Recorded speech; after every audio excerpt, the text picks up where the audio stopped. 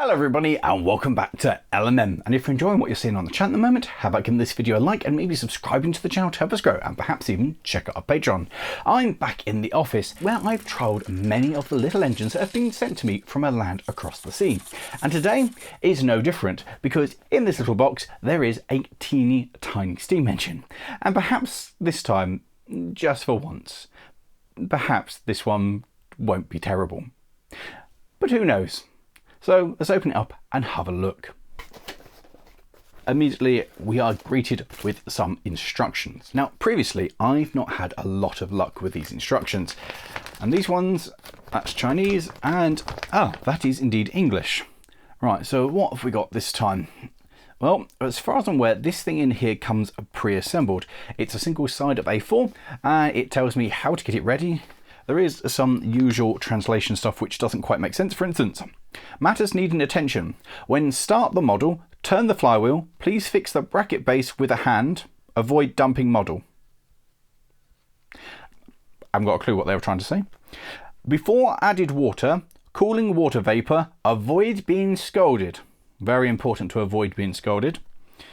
When the model is running, observe the exhaust port, 6.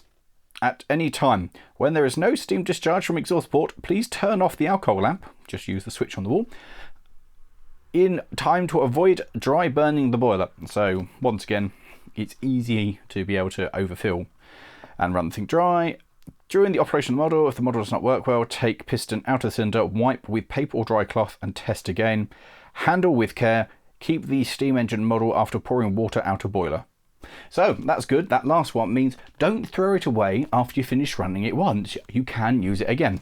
The thing I do like about this immediately though is it does mention on the instructions of how to prep it, it does say add water to the boiler for about 2/3 of the capacity, and the same for the burner. And I think it's the first time that I've had one of these models where it's actually mentioned how much water you should put in there versus how much fuel, and that's a pleasant change because it actually gives you an idea of how you should safely operate this if you're new to running miniature engines. So with that, let's get it out of the box and see what we've actually got. We have a big piece of foamy polystyrene. Oh, that's twee. That's nice, and I imagine that's the burner. So we have a little pipette for putting water into it, or sorry, an alcohol dispenser, an Allen key, and wow, that is wonderfully twee, isn't it? Look at that. Now, for the first time, I'm not immediately sketched out by it. I don't like this method it's got here of the boiler being this part here being held on to the engine by a series of Allen keys and nuts. That's frankly, that is a little disturbing. That's not really the way we do a boiler. On the other hand, we're dealing with like a thimble full of water here. There is very little water, very little heat, so we're going to generate steam, but we're not actually going to generate it in any kind of vast quantities. And oh, that's very free running. I think this is quite nice. So we have this little slider here, so that's the pressure release valve. It's just this little spring here, and when the pressure gets high enough it will lift that out of the way. I mean, that's a pressure valve, that is right. It is going to be very, very little pressure, but feeling how free this engine runs, yeah, okay. What else is there about it? It's got a nice little notch in there, which I assume the piston itself travels in. It is a single oscillating cylinder, so looking at this, I imagine it's just a piece of brass with a channel chopped into it. This piece on top, it looks like it's been milled out, but I assume the steam just goes straight up here. I think that's going to be our exhaust, is going to be that slot there. Just in there. So steam will come up the inside of that piece of brass, I imagine, give us a push stroke there, come round exhaust over the top, reseal, push, exhaust. So single stroke per revolution. It will run ridiculously fast because there is no regulator, there's no way controlling it, no reversing mechanism. It's steam straight up through this little lot here and steam straight out. It looks remarkably simple. It's actually quite elegant. I like the way it sits up here. There is nothing on this immediately causing me worry, which is a first, because normally at this stage I'm looking at it going, oh my dear. Now this piece of plastic here, this is the only thing, this isn't on the drawing. So it's either missed out of the drawing or it's something's been added to make it work, like the rubber band previously. And then I assume that that would then lift off. That goes there for filling. So we're going to use the alcohol dispenser, I think, to fill it up, because that piece of plastic, yeah, that's just a lid. So that is the position for sealed, like so. And then we put it to the side to fill it. And then that goes and it holds using the fulcrum in the middle, and that little bit raised there, that's pushing it down, which just means it needs to make enough pressure to overcome that, which isn't an awful lot. We're talking like 10 psi.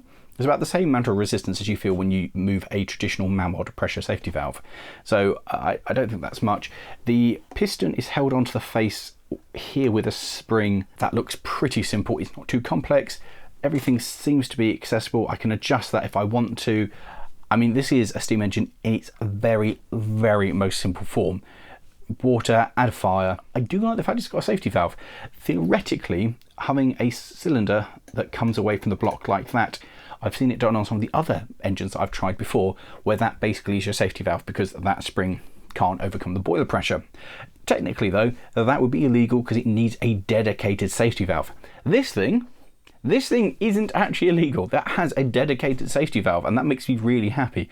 It's a weird safety valve, but that is a standalone safety valve which you can test because you can check this spring by doing that. Now, I believe that for being able to be sold in the UK, America and Europe, a steam engine needs to have a sight glass. This law changed at some point in the past because there used to be the way that you'd have a filler on the back or a measured amount of water, and you waited until the water came out of this filler pipe, and it was decided that it needed to have a sight glass on the back, and I believe that is now law for all engines need to have a sight glass so you can see how much water is in the boiler. So probably this one would be illegal to be sold in the UK, Europe and America as well. Now, people in the comments before have mentioned there's a certain rule for boilers which are below a certain amount of water. Now, certainly a Mamod or a Willisco, that is part of this rule that needs to have a sight glass now. This one, well, it's tiny, isn't it? So may be illegal, but so far I'm going to let that slide because the rest of it seems to be together. And I'm not too bothered personally if I have to work out how much water is going into the boiler. The biggest problem with this system is that after we finish running it, we have no idea how much water is left there. So if we add the recommended amount of water, which is 2/3 of a boiler, that's fine. But we don't know how much water is actually in there, so we might have overfilled the boiler and caused it to prime. The other big problem with this one is it says about draining it, and well, it's a tiny little hole to try and get the water back out of. Equally, it says until the boiler is about 2/3 capacity. That's a wonderful thing to say, but having looked at it without a filler or a sight glass, I have absolutely no idea what 2/3 of the boiler is because there's nothing actually telling me. I don't know how much that is. That the same? Hold on, I'm just suddenly wondering. The thing that's meant to fill up my burner, I mean, it's about the same size, isn't it? Okay, well, I can use this. I can just fill this up. About half of that equals about 2/3 of that. Okay, that's the problem with this, because you don't know how much water you've got in, and so you can't see it, and then it's very difficult to drain it to work out where you are. But that's fine. We'll use that, put the water into it. So I guess the next thing to do is open up the burner, which is all in bubble wrap, which is strange, because everything else has just been loose laid, so I assume it's going to be like a glass burner. Yes, it is. Very simple. So I need to thread my wick, but of course, being a glass burner, it means we can see how much is in there, and it said about 2/3. So based on that, I'm going to put in about 2/3 and we'll see what happens. That's it. There's nothing to build, a tiny little bit of prep, and let's make a start at getting this thing round into steam and let's see if it works. So the first thing we have to do is actually make our burner. Now this is the only bit of assembly we actually have to do, and it's always a pain in the backside to try and feed one of these wicks through the teeny tiny hole. Now if they're clever, they're going to have made this Allen key that fits everything, which is a really nice feature. I like the fact that the Allen key fits everything else on the engine. Oh, it does. Oh, what a wonderful... This is super. The Allen key fits everything and also works to be something to force the wick through the burner. Like that. Oh, yes. Magnificent. That was remarkably good. Downside, doesn't actually fit very well in the burner. Yeah, okay, the burner's a disappointment because the rest of this has been so good. So what I'm actually going to do is cut that in twain. And then it was time to fill up my cup with some distilled water, and then use my syringe to put that into the bottle, filling it to about halfway, which should be about 3/4 of a boiler of this thing. Now, actually getting in was relatively challenging. You have to squeeze it oh so gently to actually force it into the hole and not get it to come out over the side. The cylinder mechanism itself is slightly in the way. It would have been so much easier if this hole was central so you could put the bottle in vertically, but eventually I managed to figure it out and gently squeeze the tiny amount of water inside the boiler. And then I could reset the so-called safety valve and get myself some steam oil. And yes, that is the Allen key that you see there. I'm just using it to apply a little bit over the cylinder face and onto the piston itself. Then it was time to use the syringe to get some methylated spirits, and I could fill up the burner. Now, the instructions say that this is meant to be at 2/3 capacity as well, and as it's glass, it makes it a lot easier to actually guesstimate what 2/3 is. And then it was a matter of installing my wick, putting it into position, and lighting the fire. It's making noises, but I suspect based on the size of the flame versus the size of the boiler, this should make steam in minutes. Oh, that would probably be it. Ow! Ah, the exhaust is my way. The only problem with this I can see is flicking it too hard and you throw the engine over. Oh, that's so close. I decided to wait for more pressure and let the safety valves lift, which was an experience because they're violent, and then tried to get the engine to start.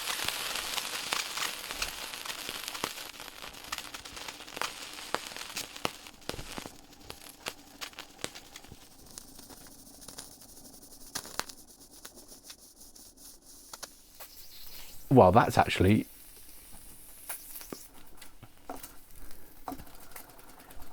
If it sustains it's running, I'm going to be so impressed with this. Oh, it does.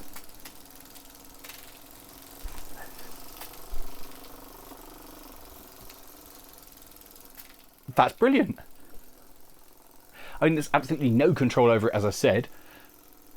But that does exactly what it says it should do on the tin. It's a tiny steam engine. It's steamed in a minute.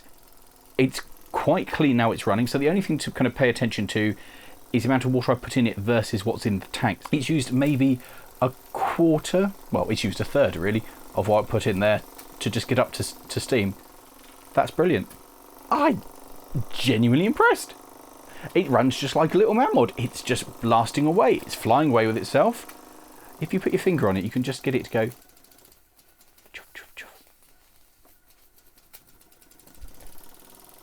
That's brilliant. So perhaps the manufacturer of the flywheel or on the shaft is slightly off. You can see it's got a slight vibrate to it. I like the fact you can kind of see the steam escaping from the top of that slot there.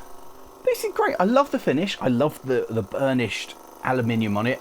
I love the brass on it. It's a nice display piece.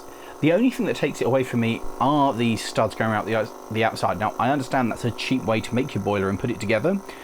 Personally, I don't like them. Oh, I see. It vibrates the flame out of the fire. But this is really good. I've got a really scary feeling that I'm going to have to recommend this.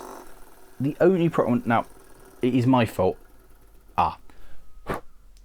That would be out of water. Right, so what we've learnt is the capacities it's given us are technically wrong. It does say in the instructions, keep an eye on the fire. So it would appear that we've boiled the boiler dry. Now, traditionally, this would be a bad thing to do.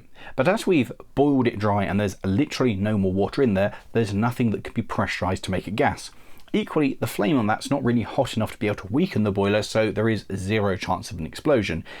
We could maybe muck it up a little bit, but it's not going to go pop. The positive side of this, though, is I now know there's no water in it, so the next time I light it up, I can put another half a bottle of this into it and know that that's the correct amount and that I've used all of it. So actually, this is really good.